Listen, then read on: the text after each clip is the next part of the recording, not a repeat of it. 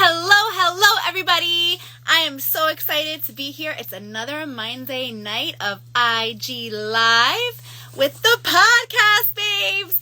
More juicy interviews with the authors of our Podcast Babes Anthology that we have written together. So I am so excited to get my first author on. We have 3 authors that we're interviewing tonight. So stay tuned for each and every one. So let me get my first guest on. Let's go. Let's see if that worked. Is Instagram going to be temperamental tonight or not? I'm so excited to have these authors on because I have just finished reading everybody's chapter, and these chapters really have moved me to tears with the vulnerability and the depth that everybody has really put into this and poured their heart out. It's been such an amazing experience. Hello, Sabina. Hello, Violet. Hello, Celia. Hi, Z. Connecting with our first author, Simona. Let's just get her on here. Let's see. We did a tech check today, I promise. Hello, Yayoi. Good to see you, babe. All right. Hi. I love seeing all my podcast babes in the comments. Hi, AJ. All right. I'm Simona. I'm sending it to you. There we go. We got it. Hello. Perfect. Hello, pretty lady. Hello. Thank you so much for having me on. Yes. There's an echo. Can you hear the echo? Huh. Let me try closing my studio. How's that? Hello. Is that better? Can you still hear it? Can A everybody little hear the bit. echo? Can somebody give us a little comment in the comments if you can hear the echo? Or is it okay? I will talk. Hello. I am talking. I am making sound. I think it's good. Okay, we're good. Yeah. Everybody, this is Simona Berman. I am so excited. She is one of the authors of the Podcast Babes Anthology that we have been writing together, all about how we have been able to turn our pain into delicious power. And and your chapter, my dear, is, everybody's chapter truly moved me. I don't think that I had a dry eye reading anybody's chapter, to be honest. Yeah. And so, yours is really just filled with so much deep emotion. And my question for you is to dive right in is, where do you feel in your chapter, in your story, that you really started to sense that moment where you were beginning then to shift your pain into power? It's a great question. And first of all, I'm so grateful to be here. Kat, everyone needs to understand how much Kat does for this group, this amazing, diverse entrepreneurial group, the Podcast Babes. She goes above and beyond, really, like behind the scenes, to the side of the scenes, in front of the scenes, all the scenes she is on, and she's amazing, and we appreciate her so much. So thank you. You too. You are your name is the Podcast Babes official cheerleader, because you are always in the chat cheering everybody on, asking for help. Who needs help? Yes. Shoving Groot in everyone's face. So that it's such a powerful question, because in my story, I know that there's some people that sort of came to moments in their life where they just, said, ah, that's it, that aha moment. And for me, I'm 51 years old, and I think I've been having I have been having aha moments my whole life, right? Little moments of catharsis. And it usually takes a breakdown, something bad to happen for me to say, okay, what am I going to do with this? And that happens for most people. But my big sort of pain to power moment came, like, really big, the one that I mentioned in the chapter, came in March. But which is recent, leading up to March, though, I had so many different moments, so many different aspects of my life, whether it was my best friend dying when I was 19, or being bullied when I was a kid, or different, so many people actually dying. Death usually has quite a cathartic change for most of us. And would I would really take it in and, have these moments of, yes, this is it. This is what's going to change me. This is what's going to make me the person that I am supposed to be, constantly having these metamorphoses.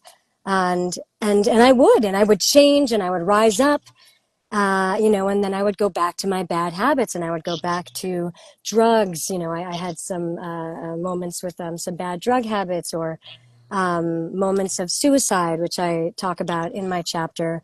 And then I actually attempted suicide in 2008. Spoiler alert, it didn't work. Thank the Lord. And sometimes we have to joke about the dark stuff in order to really get through.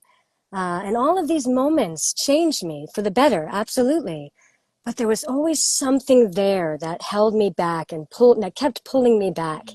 That kept saying, you're not supposed to be here. Why bother? You're still not good enough. And I really hit this moment in March where another friend I had, at this point, it's been 9 friends of mine who have taken their life. And I was with a friend of mine in November who is young, and she died of cancer. And she was the one that was there for me, Darlene. She was there for me in 2008 when I was in the hospital after my first attempt. And she kept saying to me, it's going to get better. It's going to get better. And a lot of people say that in life, it's going to get better. Yeah. But at the time that you're going through something, it doesn't feel that way. You don't feel it. You don't see that light at the end of the tunnel. Excuse me, I'm also sick, by the way. Thank you for being here, even though you're sick. Yeah. I wouldn't miss you or this for the world. And when I was with her in her, last weeks of life in the hospital, I wanted so badly to say that to her. And I did, even though we all knew, the doctors and nurses said that she was dying. I said, we all said that to her. It's okay. You're going to be okay. You're going to make it through this. We had to give her that light and hope because she didn't believe it. She didn't believe that she was going to die. So we wanted to make sure that, we followed suit and we gave her that love and that energy. But in those moments, I sat there and I thought, is it going to get better though? Am I being really honest about that? Can I truly believe that? And in my heart, even with all of my blessings, even with all the things that I have to be grateful for, I still didn't feel that. And it's painful to say that because there are so many people suffering in the world, so many suffering right now, always and forever, but really right now. But I couldn't see it. I couldn't get past those negative loops that have become a part of me for so long. Yeah. They were a part of me. They were me. They were my thoughts. So no matter what positive, optimistic thinking I would put in front of it, or no matter how many, workshops or leadership courses or school that I went to, it was still there, circling around. So I came to a moment in March where those suicidal thoughts came up again really, really strongly. And it was actually when I had just joined the Podcast Babe group. And I had said to my friend at that point, Vance, shout out to Vance, Hi, Vance. who introduced me to Kat and this group. And I said, I really could use energy, strong, entrepreneurial, supportive, loving energy, which I had gotten from my courses and my classes. And of course, I have so many beautiful friends that offer that. But it's a different type of energy when you have those people who are working towards something. And everyone in this group is that, working towards something greater than themselves, for other people, to be of service. And I had joined the group, and I had this moment in March where the suicide thoughts were very strong. And I thought about the group, and I thought about just people in my life, of course, that love me and I love. And I just came to this huge catharsis of, is this it? Is this it? If this is it, do it. End it. This sounds so dramatic, but when you're in those moments, it is very dramatic. And I said, then do it. Stop being afraid. Just do it. And I started convulsing, and my whole body was like, you can't hurt people. You, Simona, you cannot hurt people by doing this. Mm. And the more I thought about the podcast group, I thought, well, what if? What if I hang out with this group a little bit more? What if I see what comes of it? What if? No pressure, just what if, right? And that's so often what we need, are those moments of just what if? What if something could change? What if, and yeah, and this group really, really helped me to pull out of it, to really pull out and say, maybe there is something more for me. Maybe I really can take all of these things that I've learned, and all the pain and all the breakdowns and all the wounds and scars. Maybe I can put them together, like that kintsugi, that Japanese philosophy of putting together a broken piece of art and making it beautiful, making it different, resilient. Maybe that can be me. So I love you so much, Kat. This is my first interview, Simona. Deserve of you to make me cry my makeup off. Oh, dear. Yes. Show us your naked face. No. But it really does take a village. That's not just a saying. It really does take a village to remind us that we are not just us, that we are more than the thoughts in our head. Right. So that was a long explanation, but that's a little a sneak preview into the chapter that I wrote. Yeah, there's so much juice there, and I love that. I love so many things about that. First of all, thank you for having that what if about Podcast Babes, because it would not be the same without you. You do contribute so much with your energy and your positivity. And I think you have a beautiful, beautiful message. And I also love the fact that this is a recent revelation for you, because I think so many people sometimes think like, I'm too far along, or like, these people, look how far it's been since they've had their breakthrough, right? And so I think that showing that, like, in life, you actually, it's never too late to have your breakthrough. It's never too late to have a second chance. It's never too late to find your people, to find your tribe, to find your community, right? So yeah. I think go ahead, honey. Oh no, you're saying, I think that. Yeah, I think that that's such a beautiful part of your story, to show that, if you're a woman who is going through something right here, right now, you can look at our stories, and while some people may have gotten to the other side of their trial and tribulation years ago, the fact that it is more recent for you just goes to show that if you're going through something here and now, tomorrow could be your day, right? Where things start turning around for you. Tomorrow could be the day where you do find the community, where you do find your what if, right?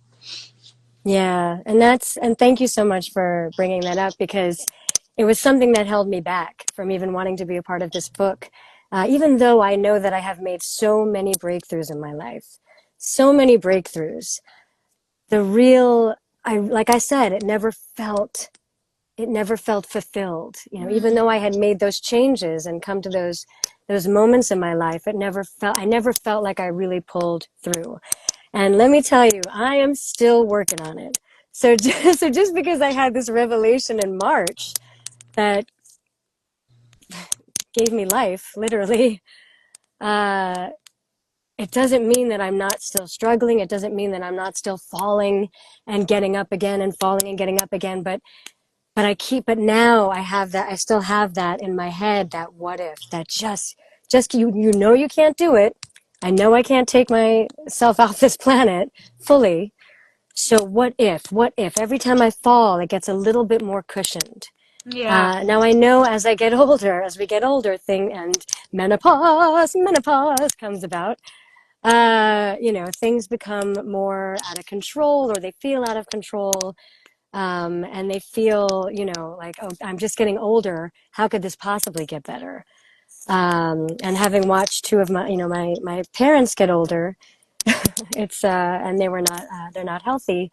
Um, it's a hard thing to fathom, but I feel like, there was a woman, I went to this leadership group, and this woman was 75 years old, and she was starting her life over. Mm. She had, done nothing in her life that she was proud of.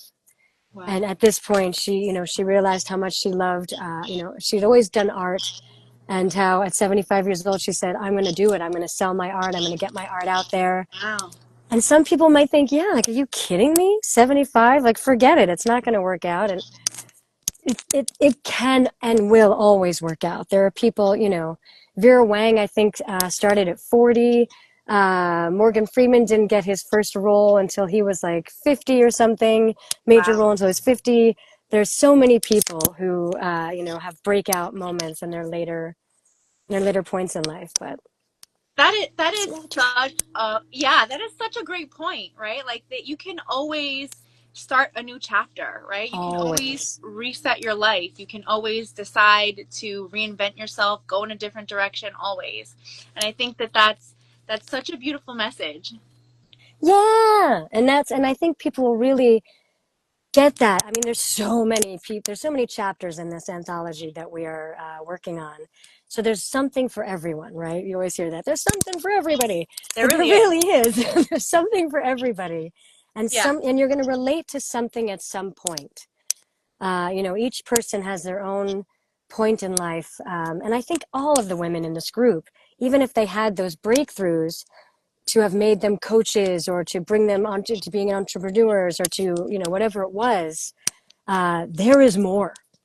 There are going Yeah. to be way more breakthroughs and breakdowns. And that's really, that's so important to understand, that this chapter, you'll find something for you that you'll relate to or be curious about.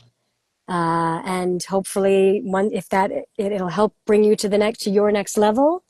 And then at some point, you'll need something else to bring you to another level, whether it's a book or a person or an adventure or a death or something horrible. That's unfortunately that's what happens. But Yeah, there's an always an opportunity to take your pain and turn it into power. There's a quote that Tony Robbins always says is like, you can always choose to make your worst day your best day, right? It's yeah, about what you focus on and recognizing. Another quote of his is like, life is happening for you, not to you. And when you see it in that way, you can always turn it around. And like you said, sometimes it's not so easy when you're in the thick of it. But it always is possible. So tell us, yeah. Simona, with this anthology going out into the world, what do you want readers to do next as they read your chapter and as they pick up this book? What do I want them to do once they have picked up, and they all will pick up Yes. pick up the book, and it launches on October 18th. Yes. So once they pick it up, what should they do? Is that what you're asking? Yes. They should celebrate, because they just did something amazing for themselves. Yes. You just took a step into a more resilient, stronger, vulnerably beautiful version of yourself. You Yes. are supporting women. You are supporting, entrepreneurial. You are supporting, female entrepreneurs. You are supporting yourself, really, because just by buying this book, you are telling yourself that you love yourself and that you want to be a better version of yourself, or you just want to see what if there is out there for you, or what you can Yes. do.